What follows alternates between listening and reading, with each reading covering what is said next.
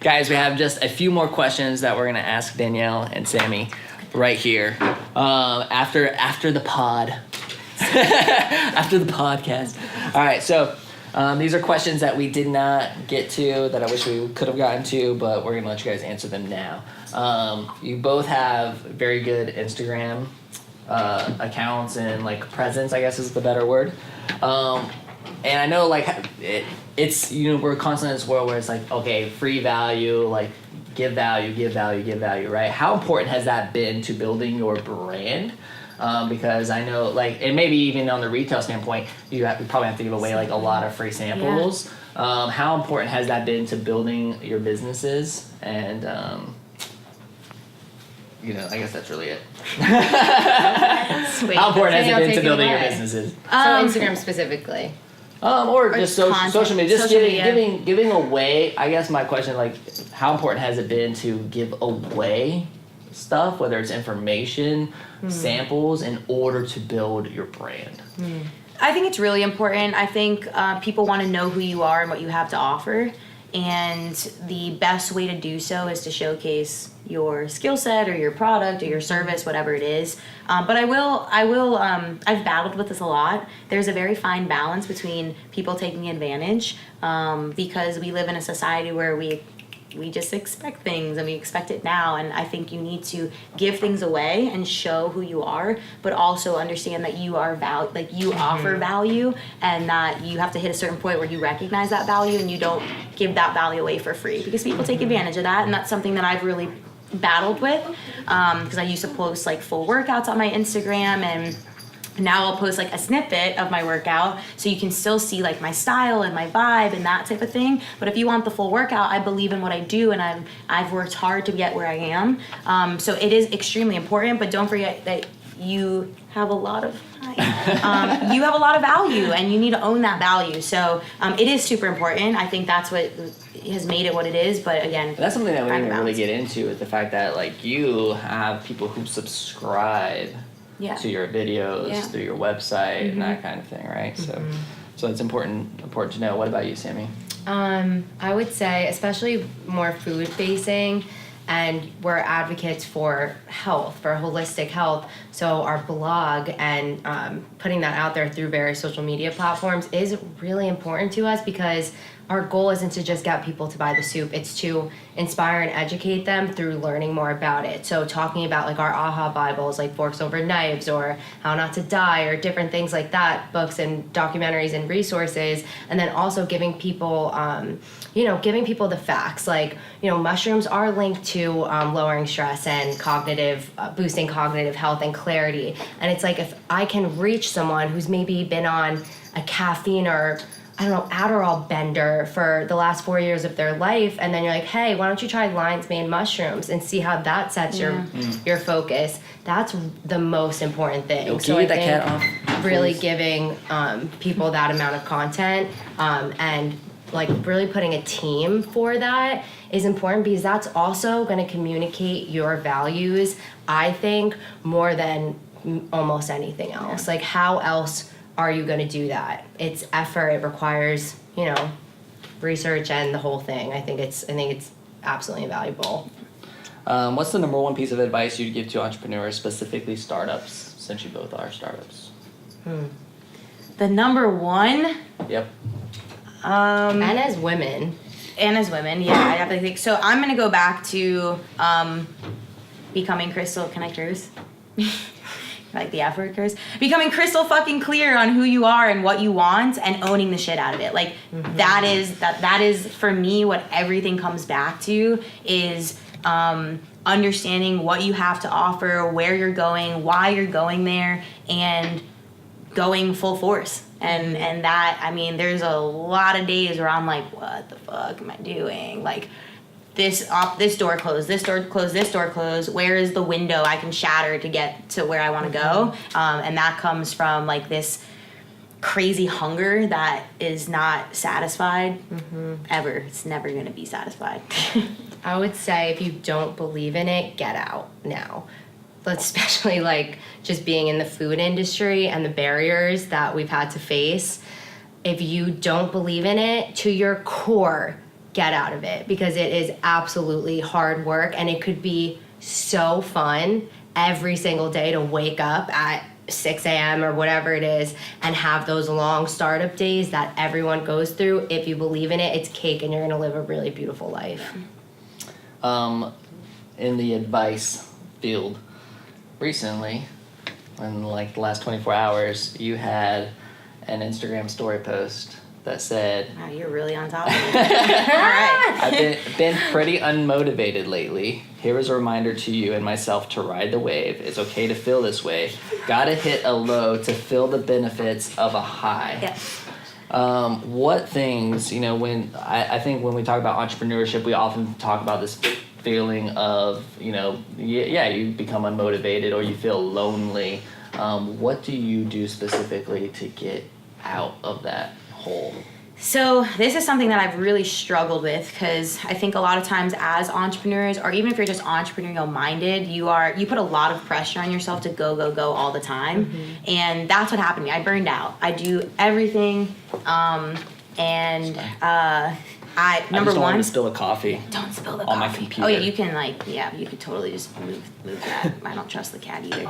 Unedited, just let it roll. Stay. Man, she's chilling, or he. Anyway, so I felt unedited, that. Just let it roll. Phone's going off. Cats. This is in the knocking over raw. coffee. It's not supposed to be edited. Cats walking on $3,000 laptops. It's all. I mean, it's unedited. Just let it roll. It's good. So a couple things that I do. Number one is I take a break. So that's the biggest thing, and the biggest thing I struggled with is not giving myself a break and feeling guilty if I took a break. So like this weekend, I didn't do shit, and it was awesome. I don't remember the last time I've done that, but sometimes you need to just like remove yourself and clear your head to come back. Now this week I'm coming back, I'm hungry, I have so many ideas. So that's one of the ways. The other thing too is get yourself some pals that can really help you get out of that hole, because if I am feeling some sort of, which is natural, like I ride this wave, and it happens to me a lot, like I'll have some really good weeks and some, a little lonelier weeks. I make sure that I have it's not even I make sure, I have a really great community of people that understand where I'm coming from. Don't coddle me and like, it's okay, you're awesome, you're gonna get out of it. They're like, no, I see you. I'm gonna let you stay in that space, but like, let's talk about it. Mm-hmm. And I'm lucky enough to have people like that to help me get out of it. And I feel great today. Awesome. Yeah, I would second that. Anything you want to add? Thanks for keeping. Yeah, I would say also the realest friends you're gonna have are the ones who are not just gonna be like, "Come on, you could do it." Like they're like, "No, sit in your shit for a second. Like it's okay. We all need to do that. Like it is okay. Stay low for a second. Let yourself be there. Let yourself heal. Whatever you have to do. Take a day off. We both did that this weekend for the first time in a damn long time. And then saw each other. And we're like, okay, like now it's time. Let's go. So call on those people who are going to be absolutely authentic to you. Yeah. Single greatest challenge up to this point in your professional career?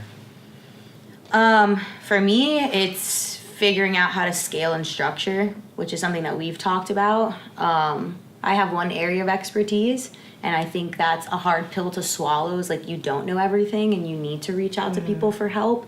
And my thing now is I have this online program, and that's really where I want the focus of the business to go. How the fuck do I do that? And it's been hard. It's been hard because it's, you go hard and you see success, and then you kind of hit a plateau and you don't really know how to get out of it. And that's been really frustrating for me, is letting go and letting other people in, especially when it's your baby. It's like, don't touch it. Yeah. But sometimes they need to touch it and like get their style and their flavor in there. And that's been a really big challenge for me. Mm-hmm. I would say I second the scaling part. I would say this is probably the hardest time right now, because we are approaching, raising capital and investing in major manufacturing equipment and, making bigger moves so that, we can distribute the soup that people deserve to have at a larger level. And I think that for someone who's leading that, the hardest part for me has been like, okay, I've been doing this really fun rebrand creative stuff, cultivating our value and the company culture, and at tastings and farmers markets, it's also fun. And now it's like, whoa, I gotta wrap my brain around the business side of things and crunching numbers and scaling and from the margins and this and that. I'm lucky to be here, and I'm lucky to have access to people who can explain and guide and instill more confidence in me so that we can get to where AHA deserves to go. Finding that is crucial and Excellent. hard. What's the top question you guys are normally being asked when it comes to health? Oh my goodness. The top You can question. like say, if you could just, you know, when you look at all the health stuff you're doing, like what's the one thing that keeps coming up when it comes to health? I mean, people usually ask me like where to start. That's a big question I get with a lot of just people I talk to in conversation. Do you want me to answer the question, or you just want to know the question? He's like Both. 10 minutes. So, yeah, I know. I'm like trying not to be long-winded here. So, people usually ask me, where do I start? Here, and for me, it's, well, let's reevaluate where you're at. That's where you need to start, is taking a nice internal look and analysis of where you are in all areas of your life, because I mentioned it really quickly on the podcast. My definition of wellness has changed a lot. When I first started working out, it was very aesthetically focused, like I wanted a nice butt and a flat stomach and whatever, and the more I peeled back thank you, the more I peeled back the onion, the more I realized it is so holistic. Health goes way beyond physical. Man, you're just jamming.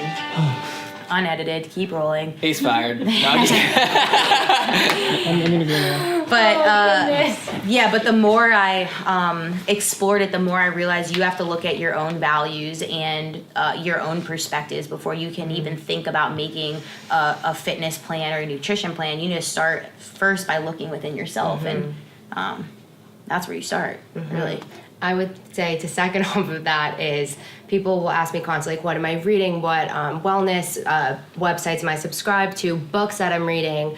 And I would say it's first, it's first like taking a look at where you are, because I could throw Untethered Soul at you. I could throw a Tony Robbins book. I could throw How Not to Die. But if you're reading that or watching those and you're not ready for that, they're not going to serve you. So I think it is really finding those things that do, and trying and dabbling in it is what I tell people. I'll just give them a slew of like, this worked for me when I was at this stage. I don't know how it's going to resonate with you, and just being really honest of like, these are the tools that I use and use in my day to day, but they might not resonate with you and your body and where you're at. Like, I get a lot of plant-based questions. My diet is plant-based. My diet's largely 99% gluten-free.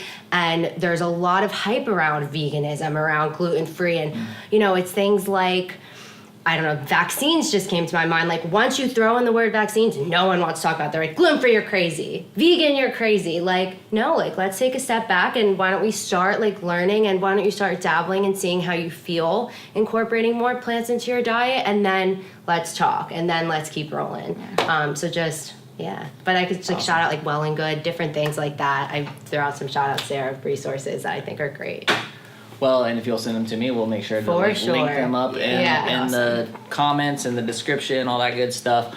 You guys, go follow these young ladies. They are killing it. Thank you so much for being here. Thank you for having We us. appreciate it, and we'll see you guys later. Bye.